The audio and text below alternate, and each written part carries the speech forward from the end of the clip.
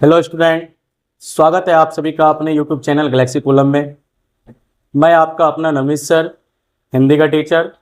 आज आप लोगों के समक्ष हिंदी व्याकरण के एक टॉपिक विराम चिन्ह को लेकर आप सभी के सामने प्रस्तुत हुआ हूं। मैं आपको ये बता देना चाहता हूं कि जो हमारा ये विराम चिन्ह का जो टॉपिक है, इससे आपके 12th के एग्जाम में 2 ऑब्जेक्टिव फिक्स रहते हैं।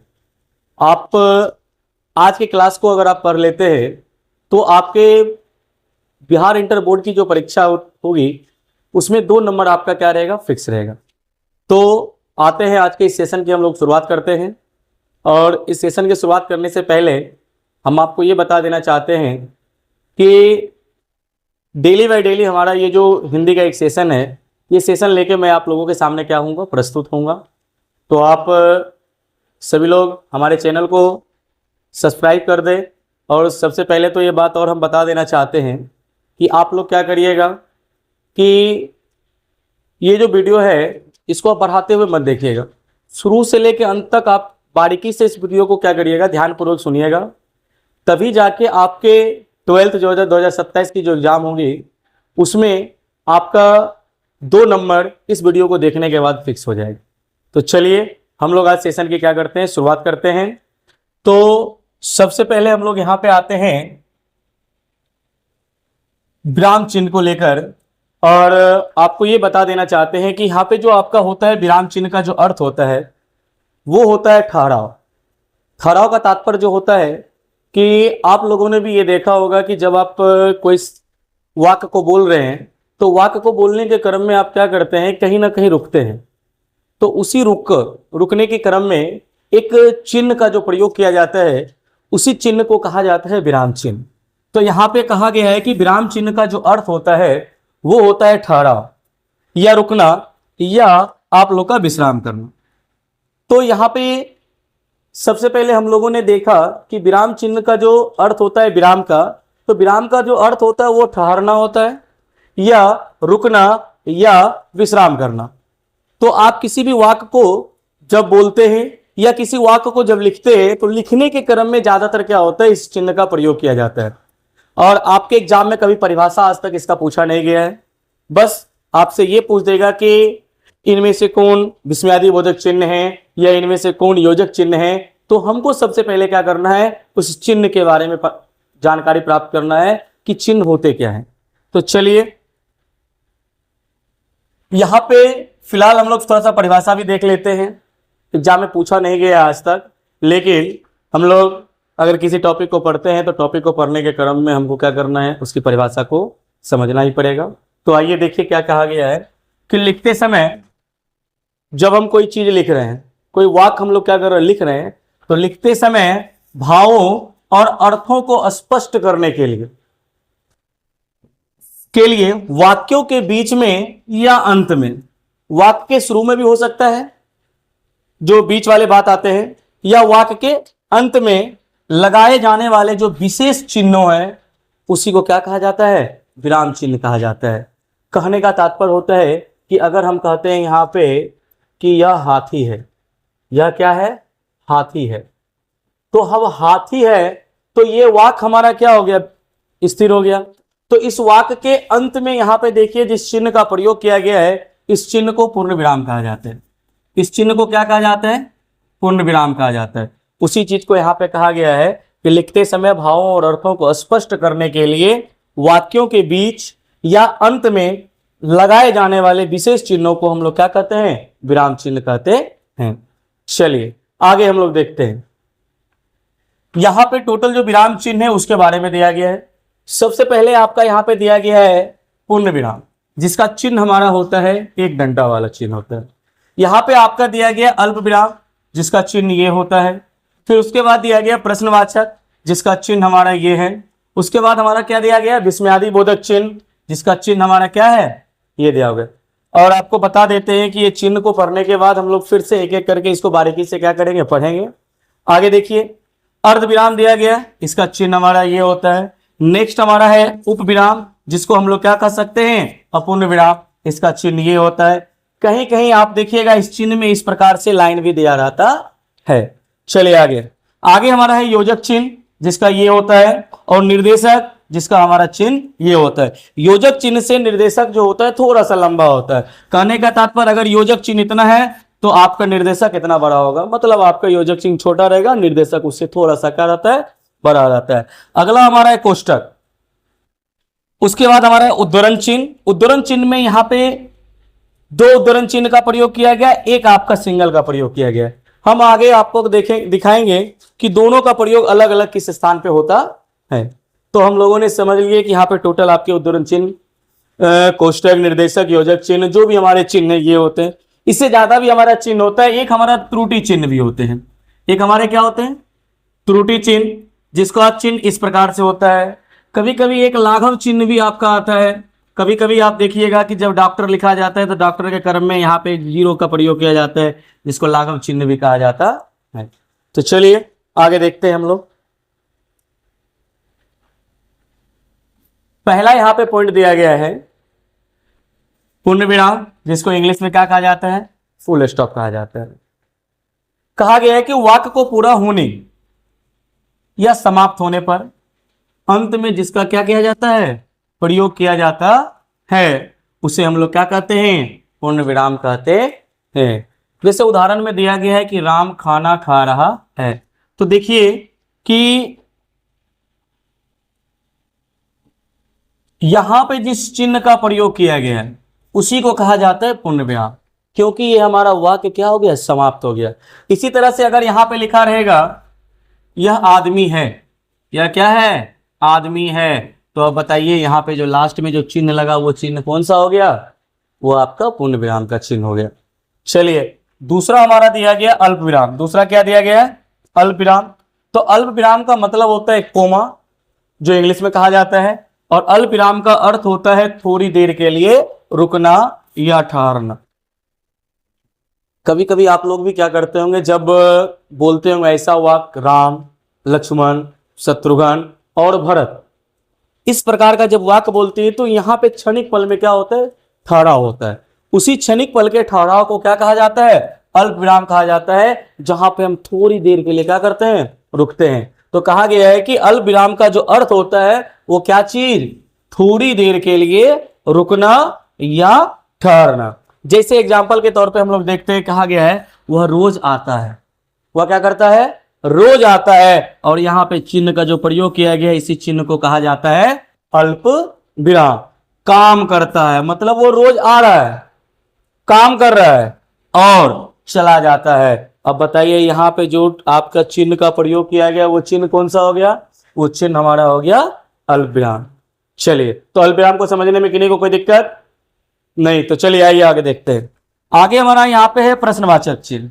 तो यहाँ पे हम परिभाषा नहीं लिखा है, मौखिक तौर पे आपको बता देना चाहते हैं कि प्रश्नवाचक चिन्ह का जो प्रयोग होता है जब हम किसी वाक्य से ऐसा बोध होता है कि जहां पे प्रश्न पूछने का काम किया जा रहा है, तो जहां पे प्रश्न पूछने का काम किया जाएगा उसके अंत में हम लोग क्या करते हैं, प्रश्नवाचक चिन्ह का क्या करते हैं, प्रयोग करते हैं। जैसे उदाहरण पे यहाँ पे दिया गया तुम कहाँ जा रहे हो, हम किसी से पूछ रहे हैं तुम कहाँ जा रहे हो, तो यहाँ पे किसी से प्रश्न किया जा रहा है, तो इस कंडीशन में यहाँ पे जिस चिन्ह का प्रयोग किया गया है उस चिन्ह को क्या कहा जाता है, प्रश्नवाचक चिन्ह कहा जाता है। चलिए नेक्स्ट हम लोग देखते हैं। नेक्स्ट यहाँ पे दिया गया विस्मयादि बोधक चिन्ह, एक्सक्लेमेटरी नोट ऑफ एक्सक्लेमेशन, जो इसका नाम होता है, बहुत सारे प्रकार के होते हैं। इसका जो विस्मयादि बोधक चिन्ह होते हैं ये एक डंडा के साथ नीचे बिंदी दिया रहता है, एक डंडा के साथ क्या रहता है, नीचे बिंदी दिया रहता है। तो यहां पे कहा जाता है कि हर्ष, शोक, आश्चर्य, घृणा आदि के भावों को प्रकट करने के लिए इसका क्या किया जाता है, प्रयोग किया जाता है। हर्ष खुशी का जब बात आएगा, शोक जब दुख का बात आएगा, तो उस सब कंडीशन में कहीं पे आश्चर्यचकित हो गए या किसी से आपको घृणा वाली बात आ रही है, तो वहां पे जैसे छी छी करते हैं, तो वहां पे आप क्या कर सकते हैं, इस चिन्ह का क्या कर सकते हैं, प्रयोग कर सकते हैं। तो कहा जाता है उदाहरण के तौर पे आहा कितना सुंदर दृश्य है, तो कहने का तात्पर्य हो गया कि हम किसी दृश्य को देखें तो वो हम आश्चर्यचकित हो गए, वाह क्या दृश्य है या कितना सुंदर दृश्य है। तो उस कंडीशन में यहाँ पे जिस चिन्ह का प्रयोग किया गया है इसी चिन्ह को क्या कहा जाता है, विस्मयादि बोधक चिन्ह कहा जाता है। इसी चिन्ह को क्या कहा जाता है, विस्मयादि बोधक चिन्ह कहा जाता है। अगला आपका अर्धविराम। अर्धविराम देखिए क्या कहा जाता है, सेमी कोलोन का बात होता है। यहाँ पे अर्ध विराम का जो चिन्ह होता है वो चिन्ह होता है एक बिंदी के साथ नीचे कोमा दिया रहता है। एक बिंदी के साथ क्या रहता है, नीचे कोमा दिया रहता है।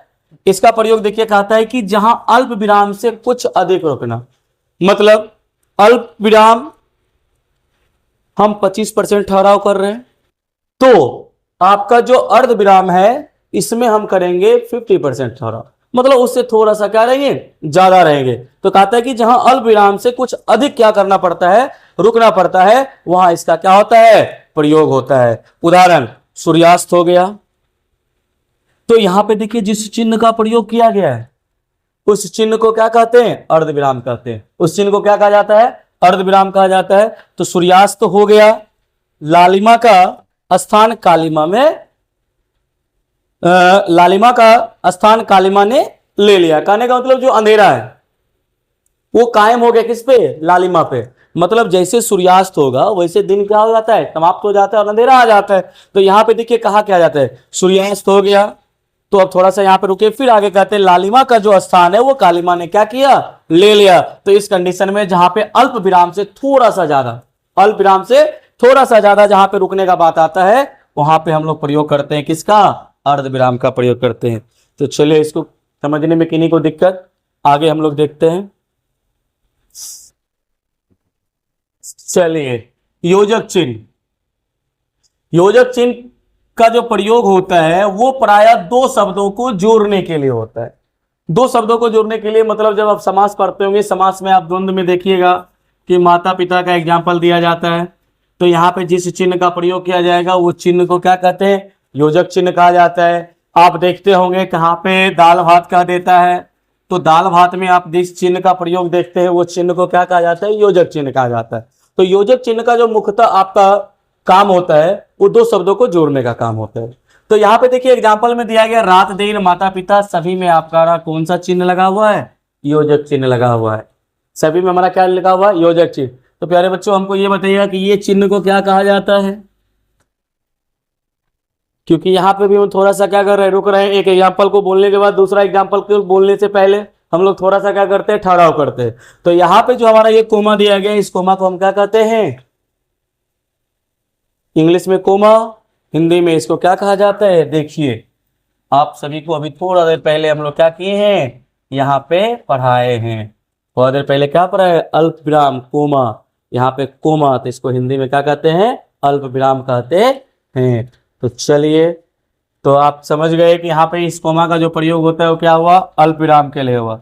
चलिए आगे देखिए, सातवां है उद्धरण चिन्ह, जिसको इंग्लिश में इन्वर्टेड कोमा कहा जाता है। हम बचपन में किसी टीचर के मुख से सुने थे कि यहाँ पे देखिए एक सिंगल का बात किया गया, यहाँ पे डबल का बात किया गया।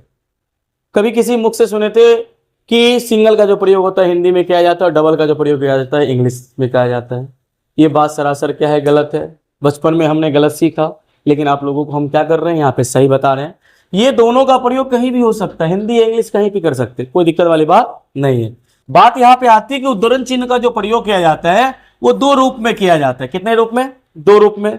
उद्धरण चिन्ह एक पहला होता है इकारा, जिसमें सिंगल इन्वर्टेड कोमा का प्रयोग किया जाता है। एक दूसरा होता है जिसमें डबल इन्वर्टेड कोमा का क्या होता है, प्रयोग होता है। अब दोनों का जो प्रयोग होता है उसका अपना अपना जगह होता है। एक बात बता देना चाहते हैं कि जब कोई वाक्य लिखा गया, उस वाक्य में कोई एक शब्द हमारे लिए क्या रहेगा, जरूरी रहेगा, तो उसके लिए सिंगल इन्वर्टेड कोमा का प्रयोग करेंगे। अगर वो वाक्य हमारा दिया गया है और वो पूरे वाक्य हमारे लिए क्या रहेगा, जरूरी रहेगा, तब वहां पे हम लोग क्या कर सकते हैं, डबल इन्वर्टेड कोमा का प्रयोग करते हैं। आइए हम एग्जांपल के तौर पर देखते हैं। उदाहरण में दिया गया कमाइनी की कथा क्या है, संक्षिप्त में लिखे। अब देखिए यहाँ पे लिखने का बात कर रहा है, क्या चीज, कमाइनी। तो इसलिए यहाँ पे किसका प्रयोग किया जा रहा है, सिंगल, क्योंकि एक शब्द को यहाँ पे फोकस कर रहा है। आगे कहा जाता है कि जीवन विश्व की संपत्ति है। अब देखिए यहाँ डबल आपका कहा गया, ये पूरा वाक्य हमारे लिए क्या है, जरूरी है। अगर हम वाक्य में जीवन को सिर्फ करेंगे तो किसकी संपत्ति है, तो जीवन यहाँ पे आपका कहा जाता है कि विश्व की क्या है, संपत्ति। ये पूरे लाइन हमारे लिए क्या है, जरूरी है। तो इस कारण से यहाँ पे डबल इन्वर्टेड कोमा का प्रयोग हुआ। सिंपल भाषा में आप समझ जाइए कि अगर कोई वाक्य दिया गया है, उस वाक्य में कोई एक पॉइंट हमारा क्या रहेगा, एक शब्द हमारे लिए जरूरी रहेगा, तो वहां पे सिंगल इन्वर्टेड कोमा का प्रयोग करेंगे। अगर वही हमारा डबल आपका जो प्रयोग करेंगे तो पूरा वाक्य हमारे लिए क्या रहता है, जरूरी रहता है। तो वाक्य में कोई एक शब्द जब जरूरी हो तो सिंगल, जब पूरा वाक्य हमारे लिए जरूरी हो तो किसका प्रयोग, डबल इन्वर्टेड कोमा का क्या करते हैं, प्रयोग करते हैं। चलिए आगे हम लोग आप देखते हैं अपूर्ण विराम। अपूर्ण विराम का तात्पर्य क्या होता है, सुनिएगा, कि जहां किसी बात का उदाहरण या उत्तर अगली पंक्ति में क्या करना हो, देना हो, तो उस कंडीशन में हम लोग किसका प्रयोग करते हैं, अपूर्ण विराम। उदाहरण के तौर पे हम लोग देखते हैं कि संज्ञा के क्या है, निम्नलिखित भेद है। तो भेद में देखिए यहाँ पे आपका जो चिन्ह का प्रयोग किया जाता है, इस चिन्ह में आप लोग ये देखिएगा ऐसे करके लगा रहता है, तो इसी को कहा जाता है अपूर्ण विराम। इसी को क्या कहा जाता है, अपूर्ण विराम कहा जाता है।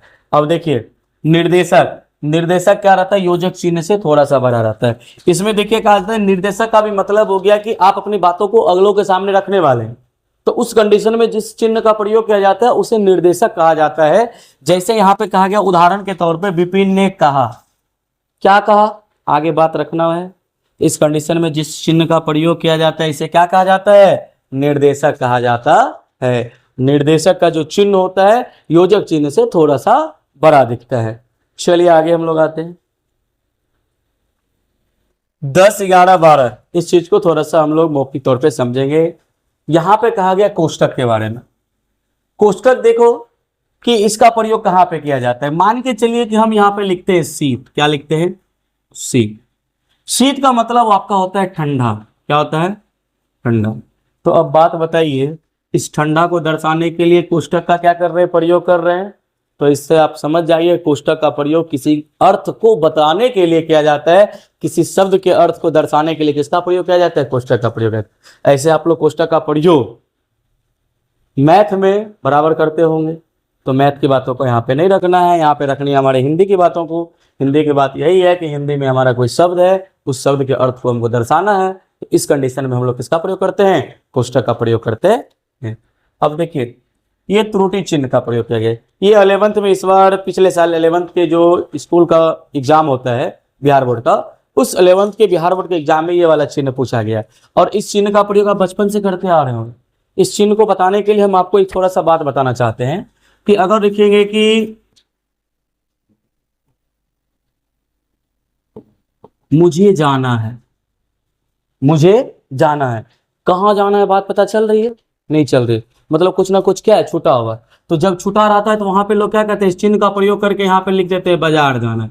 मुझे कहाँ जाना है, बाजार जाना है। मतलब जब कोई वक्ता बोलने के क्रम में या जब कोई लिखने वाला बात आता है, लिखने के क्रम में अगर कोई चीज हमसे छूट जाता है, तो छूट जाने के क्रम में अगर हम कोई नया चीज ऐड कर रहे हैं तो ऐड करने वाले शब्द के नीचे हम लोग किसका प्रयोग करते हैं, इस त्रुटि चिन्ह का प्रयोग करते हैं। इससे हमें यह पता चलता है कि हमसे क्या हो गई है, गलती हो गई है, यहाँ पे हमारा जो शब्द है वो शब्द हमारा छूट गया है।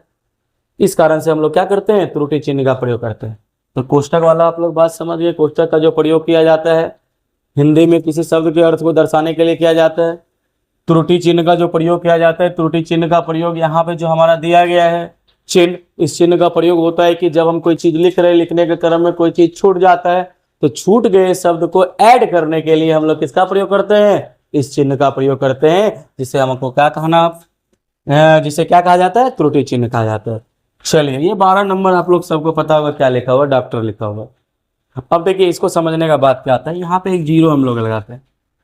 इस जीरो को कहा जाता है लाघव चिन्ह। इस जीरो को क्या कहा जाता है, लाघव चिन्ह। अब इस लाघव चिन्ह का प्रयोग कहाँ होता है, संक्षिप्त रूप को दर्शाने के लिए। किस चीज को, संक्षिप्त रूप को क्या करने के लिए, दर्शाने के लिए हम लोग किसका प्रयोग करते हैं, लाघव चिन्ह का प्रयोग करते हैं। आप देखिएगा पंडित में भी लगा रहता है और पंडित में शॉर्ट में आपका लगा रहता है।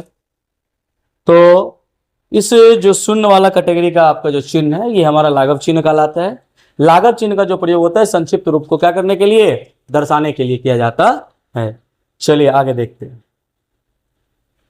चलिए हमारा चैप्टर एंड हो गया। इससे पहले हम थोड़ा सा देख लेते हैं एक बार, हम शुरू से यहाँ पे फिर से एक बार आपको बता देना चाहते हैं कि यहाँ पे आपका दिया गया जो पूर्ण विराम, क्या दिया गया, पूर्ण विराम। पूर्ण विराम का चिन्ह ये होता है और इसकी जो परिभाषा हमारा था वो हम लोग क्या कर दिए, आगे पढ़ ली। टोटल अभी हम लोगों ने क्या देखा, 10 ये वाला चिन्ह, एक हमारा त्रुटि चिन्ह, एक हमारा लाघव चिन्ह। मतलब टोटल हम लोगों ने क्या देखा, 12 चिन्ह देखे। कितने चिन्ह देखे, 12 चिन्ह देखे। हम आपको ये बता देना चाहते हैं कि ये आपका किताब में इधर उधर से क्या किया गया है, लिखा गया है। हम इसको एक जगह एकत्रित करके आप लोगों के सामने प्रस्तुत किए हैं। आप इस वीडियो को एक बार देखें और हम गारंटी के साथ कहेंगे कि आपके 12th या 11th कहीं भी अगर किसी प्रकार का विराम चिन्ह से संबंधित अगर कोई प्रकार का क्वेश्चन आएगा तो वो आपसे छूटने वाला नहीं है। तो चलिए आज का सेशन हम लोग यहीं पे समाप्त करते हैं। धन्यवाद।